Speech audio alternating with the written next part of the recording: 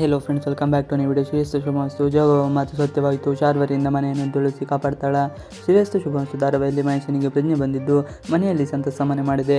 ತಮ್ಮ ಹುಷಾರಾದ ಅನ್ನೋ ಖುಷಿಯಲ್ಲಿ ಮಾಧವನದ್ದು ಬುದ್ಧಿ ಬಂದಾಗಿನಿಂದನೂ ಅಪ್ಪ ಮಾತನಾಡಿದ್ದನ್ನೇ ನೋಡಿಲ್ಲ ಎನ್ನುತ್ತಿದ್ದ ನಿಧಿಗೆ ಈಗ ಅಪ್ಪನ ಜೊತೆ ಮಾತನಾಡುತ್ತಿರುವ ಅಪ್ಪ ಓಡಾಡುತ್ತಿರುವುದೆಲ್ಲ ಒಂದು ರೀತಿ ನೆಮ್ಮದಿ ತಂದಿದೆ. ಅಭಿ ಹಾಗೂ ಪೂರ್ಣಿಮಾಗೆ ಮಹೇಶ ಹುಷಾರಾಗಿರುವುದೆಲ್ಲವೂ ತುಳಸಿ ಅಮ್ಮನಿಂದಲೇ ಅನ್ನೋ ನಂಬಿಕೆ ಮನದ ಮೂಲೆಯಲ್ಲಿ ಹೊಕ್ಕಿದ್ದು ಇದರ ಬಗ್ಗೆ ಎಲ್ಲೂ ಮಾತನಾಡುತ್ತಿಲ್ಲ. ಭವಿಷ್ಯ ನುಡಿದ ಜೋಗ್ತವ್ವ. ಸಂಕ್ರಾಂತಿ ಹಬ್ಬದ ವಿಶೇಷವಾಗಿ ಮನೆಗೆ ಹಬ್ಬದ ಅಡುಗೆ ತಯಾರಾಗಿದೆ. ಒಂದು ಕಡೆ ಅಭಿ ಮದುವೆಗೆ ತಯಾರಿ ಮಾಡಿಕೊಳ್ಳಲಾಗಿದೆ.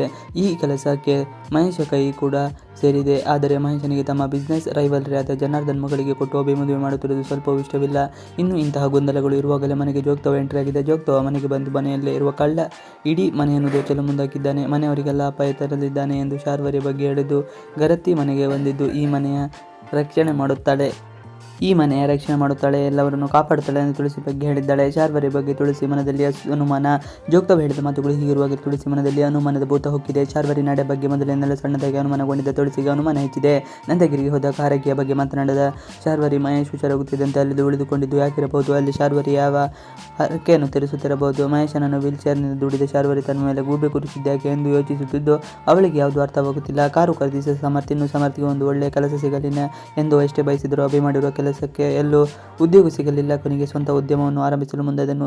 ಸಮರ್ಥಿಗೆ 108 ವಿಘ್ನಗಳು ಎದುರಾದವು. ಸ್ವಂತದಂಗೆ ಸಂಧ್ಯಾ ಕೂಡ ಸಮರ್ಥಿಗೆ ದಾರಿಗೆ ಮುಳ್ಳಾಗಿದ್ದು ಈಗ ಎಲ್ಲ ಸಮಸ್ಯೆಗಳು ಹೊರಬರುವ ಪ್ರಯತ್ನ ಮಾಡಿದ್ದ ಸಮರ್ಥ್ ಹೊಸ ಕಾರನ್ನು ಖರೀದಿಸಿದ್ದಾನೆ. ಮನೆಯಲ್ಲಿ ಎಲ್ಲರೂ ಸಮರ್ಥಿಗೆ ಒಳ್ಳೆಯದಾಗಲಿ ಎಂದು ಖುಷಿಪಟ್ಟಿದ್ದಾರೆ.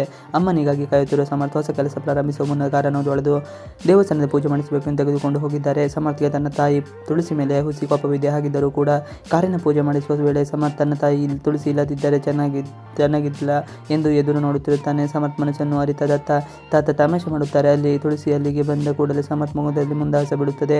ಮಗನಿಗೆ ಒಳ್ಳೆಯದಾಗಲಿ ಎಂದು ತುಳಸಿ ಆಶಿಸುತ್ತಾಳೆ. ಈ ಮೂಲಕ ಸಮರ್ಥ್ ತನ್ನ ತಾಯಿ ತುಳಸಿಯನ್ನು ಒಪ್ಪಿಕೊಳ್ಳುತ್ತಾಳೆ ಎಂಬುದು ಕಾದು ನೋಡಬೇಕಾಗಿದೆ. ಇವಿಷ್ಟು ಇವತ್ತಿನ ವಿಡಿಯೋ ಇಷ್ಟ ಆದರೆ ಪ್ಲೀಸ್ ಲೈಕ್, ಸಬ್ಸ್ಕ್ರೈಬ್ ಮಾಡಿ. Thanks for watching video.